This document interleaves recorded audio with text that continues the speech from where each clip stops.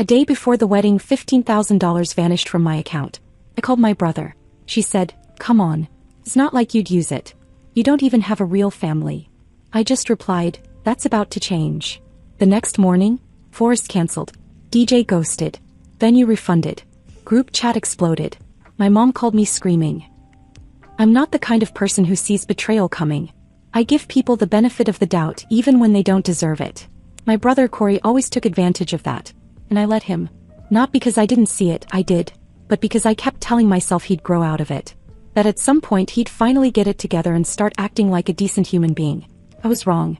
A few months ago, Qley came to me talking about how tight money was with the wedding coming up. He said the bills were piling up faster than he expected. The venue wanted their second deposit. The florist wanted full payment earlier than planned. The DJ was threatening to cancel unless he sent something. It was the usual mix of pressure and manipulation. I wasn't surprised when he asked if he could use my card for a few things. "Just to float it," he said. "You'll see every charge. Nothing shady." I didn't hesitate. I told him fine. I even gave him my login so he could see the balances himself. He said he wouldn't use it without checking first. I believed him. The first few charges were small. A couple hundred here, $350 there. I didn't think much of it. I assumed he was keeping track. I didn't realize I was the one funding the whole damn thing. The day before the wedding, I logged in just to check my balance before setting up a transfer for my rent. The number hit me like a brick to the chest. Over $15,000. Gone. Not pending. Not disputed. Cleared. At first I thought I was misreading it. That maybe I clicked on the wrong account. But then I saw the names. The vendor names. The dates. The amounts. He had booked everything using my money. The venue, the catering, the DJ, the florist, even the photographer. Not a single charge had come from his account. And he hadn't paid me back a cent. I called him. No answer. Texted. Nothing. I called again. Voicemail. I finally wrote, "Pick up or I swear to God I will show up and ruin your wedding myself." That got his attention. He FaceTimed me. He was in the back of some party shuttle, clearly already drinking, tie loose around his neck, laughing with his groomsmen. I asked him what the hell he'd done. At first he tried to play dumb. Then he leaned back and grinned. "It's not like you were gonna use that money. You don't even have a real family." That sentence. I couldn't stop hearing it. As if because I wasn't married, didn't have kids, my life didn't count. Like I was some placeholder human whose savings were just sitting there waiting to be repurposed for someone else's dream day. I didn't scream. I didn't cry. I said 6 words. "That's about to change. Watch me." And I hung up. I don't think he really thought I'd do anything. He probably thought I'd sulk or fume or maybe threaten to tell our parents. But I wasn't interested in whining. I was interested in control. Because what Qley didn't realize, what he never took seriously, was that I'd been the one to help him organize half this wedding. Not out of excitement, but because he kept dumping the work on me. He didn't know the florist's name. He couldn't remember the venue address. The DJ had been my suggestion after his first one bailed. So when he used my card, the bookings ended up under my name. I opened my laptop and got to work. It wasn't emotional. It was surgical.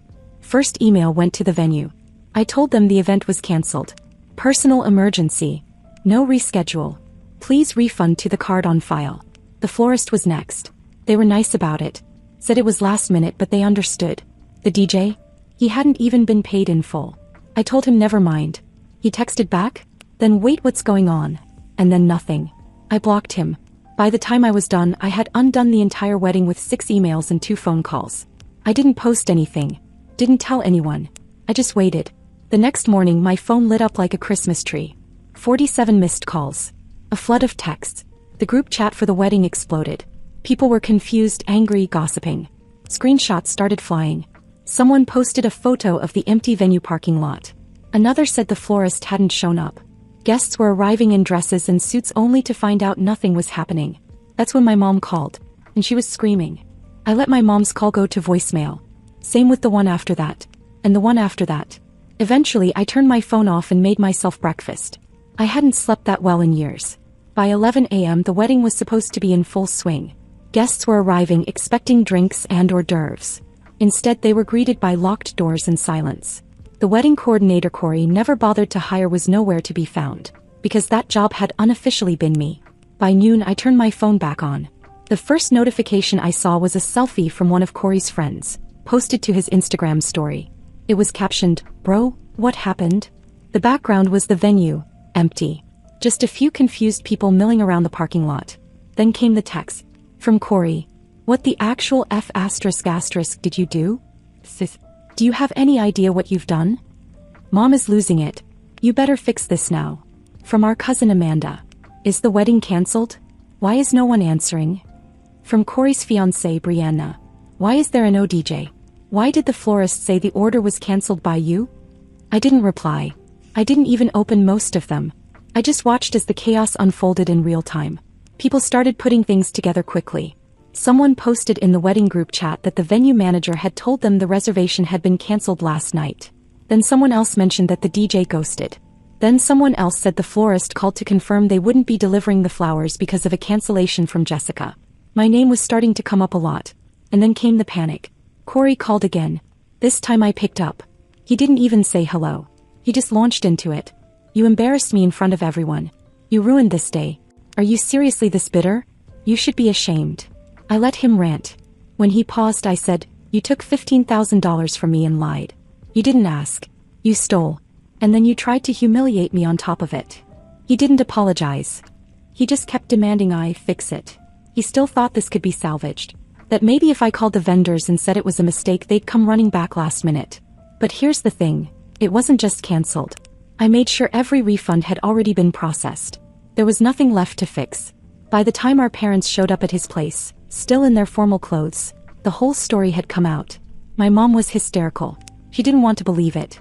She kept saying there had to be a misunderstanding, that I must have overreacted, until she saw the screenshots, the bank statements, the emails. She stood in the middle of Qley's overpriced rented apartment, stared him down and slapped him hard across the face. Not because she's violent, but because she finally saw him for what he was. A liar who thought he could steal from his own sister and walk down the aisle like nothing happened. My dad didn't say much.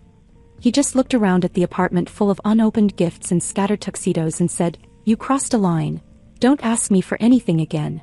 Qley started yelling then. Something about how I ruined his future. That I was jealous.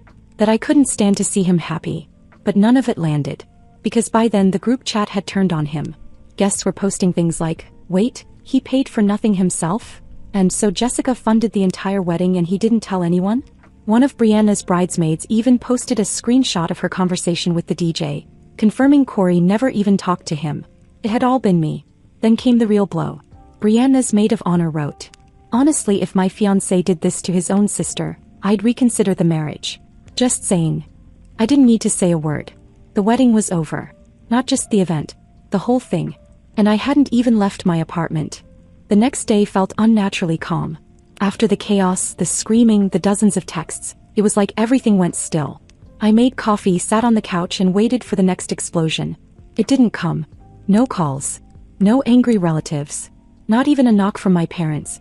I figured maybe they were all too embarrassed to say anything, or maybe Qley had finally told them the truth. Unlikely but possible. I almost let myself believe it was over. Until he showed up at my door. I heard the knock before I even saw the notification from the building camera. He was standing there, same dress pants from yesterday, shirt wrinkled, looking like he hadn't slept. I opened the door without a word. He didn't wait for an invitation. Just shoved past me into the apartment like he still had some kind of authority in my life. You destroyed my life. That was how he started. Not a single hint of remorse. He didn't ask why I did it. Didn't ask if I was okay. Just straight into the victim act like it was a script he'd rehearsed. I said nothing. Just stood there while he started pacing like he had somewhere to go. You couldn't just talk to me? You couldn't give me a warning? 65 people, Jessica. You made me look like a fraud. I didn't need to remind him that he was a fraud. That he'd booked every single thing on my card without permission and left me to foot the bill. That he laughed in my face and told me I didn't have a real family, like I was supposed to just take that and clap for him at the altar. He kept going. You always do this. You wait until things are too far and then you pull some dramatic stunt. Why couldn't you just wait? Let me fix it. I finally spoke. Quietly. You had 15,000 reasons to talk to me. You chose not to. That shut him up for a second. But he wasn't done. You don't get it. Everyone thinks I'm a scammer now. My friends won't talk to me. Brianna's not even staying at the apartment. She went to her mom's. I blinked. So she left. He hesitated. She's thinking. That told me everything. There was a long pause. Then he asked it. The real reason he came. Are you going to report it? I looked at him. Really looked at him. And for the first time I think he understood how badly he messed up. Because I could see the fear. Not of me, of consequences. Real ones. Not just a cancelled party but a fraud charge. A police report. A ruined credit score. A record. I haven't decided yet, I said. He didn't say another word. Just turned and left. Slammed the door so hard the picture frame in the hallway tilted sideways. That night my mom called. This time she wasn't screaming. She sounded tired. I think reality had caught up to her too. We're having dinner next weekend, she said. Just us. Family. We need to fix this. I didn't argue. I just said, okay. But something had shifted. The next morning I opened my banking app and went to the automatic payments. There it was, the $300 monthly transfer to pay off Qley's credit card. The one I'd been covering for over a year. The one he told everyone he was proud to be paying on his own, part of his financial comeback story. I canceled it. No warning. No explanation. Just done. Let the calls come. Let the bank reach out. Let the late fees pile up. He thought I didn't have a real family? Well, he just found out what it looks like when the one person who treated him like family finally walks away. The week after the wedding that never happened felt like standing in the eye of a hurricane. Calm but in that eerie way that tells you it's not over. Just quiet enough to make you wonder what's coming next. No one called me. Not my mom, not my dad, not Qley. Even the cousins who loved to gossip stayed silent, probably afraid of picking a side and backing the wrong one. The group chat died instantly after the cancellation. It went from 300 messages a day to nothing. You could almost hear the digital tumbleweeds. People didn't know where to place their outrage. That's the thing about public disasters. Once everyone realizes the real story is more complicated than it looked, they back off and pretend they never had an opinion. A few guests unsent their snarky texts about me. One aunt who publicly called me unstable even posted a photo of her garden with some cryptic caption about forgiveness, like that covered it. But Brianna, she reached out. Her message came 2 days after everything blew up. I didn't know any of it. I'm sorry. No punctuation. No emojis. No defensiveness. Just a single line that hit harder than I expected. And I didn't answer. Not because I was angry but because I had nothing to give her. Not advice, not comfort. That mess was hers now. Rumor was she hadn't gone back to the apartment. Someone mentioned she was staying at her mom's place, that she was re-evaluating everything. I hoped for her sake she was. Because if she still wanted to marry someone who could do what Qley did, she had worse problems than me. Qley stayed completely silent. Didn't call. Didn't text. Which would have been fine if not for one unexpected thing. A notification from the credit card company. He missed his payment. Of course he did. I'd been covering it for a year and now it was all on him. But I didn't expect what happened next. Less than 48 hours after the missed payment hit his account, I got another notification. This one from my bank. A direct deposit had hit from my father. The exact amount of the missed payment. Right down to the cent. It was subtle. Like he thought I wouldn't notice. Like he was trying to patch a leak without admitting there was ever water. He didn't text or say anything. Just paid it quietly. Like covering for Qley was a reflex he still hadn't unlearned. Then came the Venmo request. $15,000 from Qley. Description: wedding mistake. No explanation. No apology. No thank you, or please forgive me. Just that phrase, wedding mistake. I let it sit there untouched. I wanted him to squirm. Wanted him to feel what it's like when someone holds your life in their hands and doesn't rush to save you. And then finally came the dinner. My mom texted the morning of. Dinner tonight. 6 o'clock. We need to sit down as a family. She didn't say please. Didn't ask. Just stated it like it was mandatory. Part of me didn't want to go but the other part needed to see it. The aftermath. I wanted to know if Qley had learned anything, or if this was just another episode he planned to cry his way out of. I got there 5 minutes early. The house smelled like roast chicken and nerves. My mom was bustling in the kitchen acting like nothing had happened. My dad was already at the table looking exhausted. No one brought it up. No one even mentioned the wedding. And then Qley walked in. He looked older. Not in a mature way, more like he'd aged a year in a week. His eyes were sunken, his skin a little pale. He didn't smile. Didn't even fake it. He sat across from me and stared at his plate for a long time. Then without looking up he finally spoke. I owe you more than money. The room went still. I don't know what to say. I messed up. I was stupid. I thought I could handle it. I thought I could just figure it out after. And when you canceled everything I told myself you overreacted but the truth is you didn't. I used you. And I said something unforgivable. No one interrupted him. Not even my mom who had probably rehearsed 5 different speeches in her head before we sat down. I'm sorry, he said. I really am. I don't expect you to forgive me, but I needed to say it. I didn't answer right away. I just cut into my food and ate in silence. Because forgiveness, that wasn't happening tonight. But this, watching him sit there embarrassed and fully aware of how badly he'd wrecked his own life, that was a start. Dinner was quiet in the way that makes you aware of every sound. The clink of forks on plates, the scrape of chairs, the ticking of the old wall clock in the dining room. My mom had gone overboard, of course. Roast chicken, 2 kinds of potatoes, fresh rolls, green beans, a pie cooling in the kitchen. As if food could erase what happened. No one talked much. Not even her. Qley barely touched his plate. He looked like someone who had just figured out he's not the main character in his own story anymore. I didn't say anything either. I just ate slowly and let the silence stretch as long as it needed to. My dad sat at the end of the table, arms crossed, chewing in slow, deliberate bites. He hadn't said a single word since I walked in.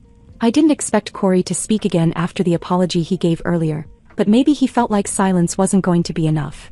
He cleared his throat and started again. I don't expect anyone here to forgive me. I lied to all of you.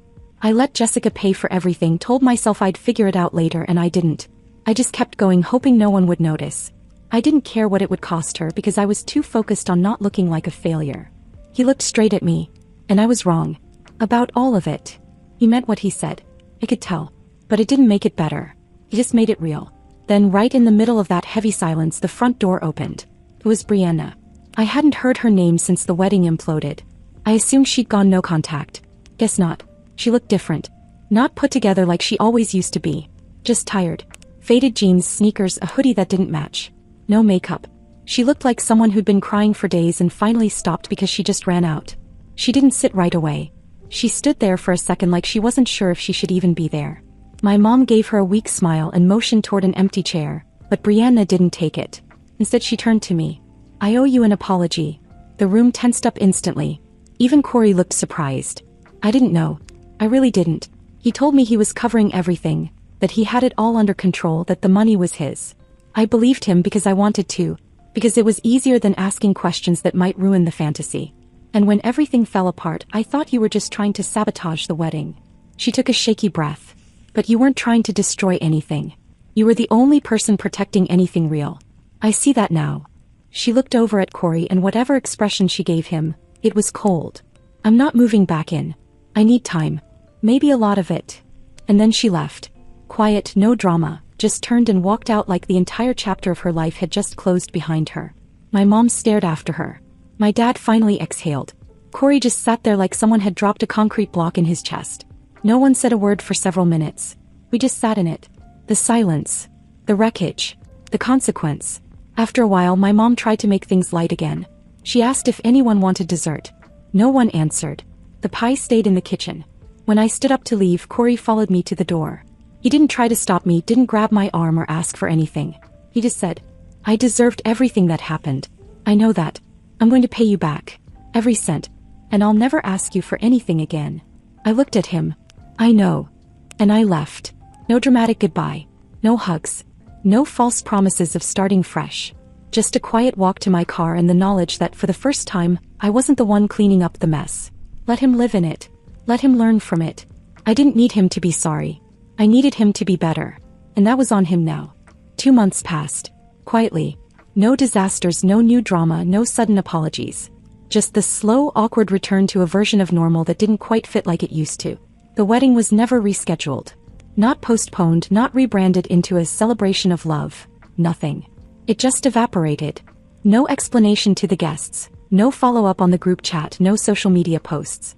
The last photo of Qley and Brianna together is still up on her profile, but it's buried under weeks of yoga class pics, coffee shop shots, and a quiet return to her own life. According to my mom, Brianna came back to the apartment once. Not to talk. Just to pack. She waited until Qley was at work, brought a friend, and cleared her things in 2 hours. She left a short note. Something about needing to choose peace over partnership and how love without respect wasn't worth the risk. That was it. No goodbye. No closure. Just gone. Qley didn't fight it. Didn't chase after her. Maybe because he knew it would be useless. Or maybe for the first time he realized someone leaving was the consequence, not the betrayal. We didn't talk. Not really. He texted once, a few weeks after the dinner. Got a second job. Warehouse nights. Making it work. I saw it, read it twice and let it sit there. I didn't respond. Not out of bitterness, I just didn't know what to say that would mean anything. Words don't fix patterns. Work does. And that was on him now. A few days later I got another notification. This time, it was him removing my name as the backup contact on one of his financial accounts. Quiet but not unnoticed. Like he was starting to understand that being my brother didn't mean being entitled to my life. I started seeing small signs that he was trying. He sold the gaming console I helped him buy 2 years ago. He downgraded his car insurance. He started packing lunches. Little things, but they said more than another apology ever could. The Venmo he sent for the $15,000 sat there for nearly a month. I didn't touch it. Part of me didn't want it. The money had already come back to me through refunds. But I wasn't waiting for the dollar amount. I was waiting to see if he meant it. Eventually I accepted it. Not because I forgave him, but because I didn't want it hanging over either of us. I didn't need the transaction to stay open any longer than the relationship had already been fractured. Felt like closing a tab. I also got a call from the credit company. Qley had officially taken full responsibility for the account I used to pay for. He made a payment. On his own. No assistance. I didn't feel proud exactly. Just relieved. Like he'd finally picked up the weight I'd been dragging for him for years. Then came another family dinner. My mom texted casually like it was any other weekend. Roast chicken again, bring whatever. I almost didn't go. I was curious. Not about Qley. About me. I wanted to see if I could be around all of them again without feeling that familiar weight in my chest. I got there late. On purpose. Qley was already there. Cleaned up, polite, quieter than usual. He asked how work was. I gave a short answer. He didn't press. My dad made a joke about the thermostat. My mom tried to make everyone laugh about some neighbor's ugly lawn decorations. It was almost normal. We didn't rehash the past. We didn't toast to moving forward. There were no speeches, no big family moments. Just a bunch of people who had gone through something ugly and were now figuring out how to sit at the same table without falling apart. After dinner I went to leave and Qley walked me to the door. He didn't say anything at first. Just stood there, hands in his pockets, waiting. Then finally, I know I don't get another chance to be your brother the way I was. But I'm not going to be that guy again. I won't put that on you. I nodded. Not out of forgiveness, just acknowledgement. He wasn't wrong. I drove home in silence, no music, no calls, just the hum of the road and this strange, subtle feeling settling in my chest. It wasn't happiness. It wasn't triumph. It was peace. Real peace. The kind that comes when you finally let go of who you wished someone would be, and start accepting who they actually are, and where they no longer belong in your life. He's still my brother. But I've stopped being the one who holds him up. And for the first time in years I don't feel guilty about that.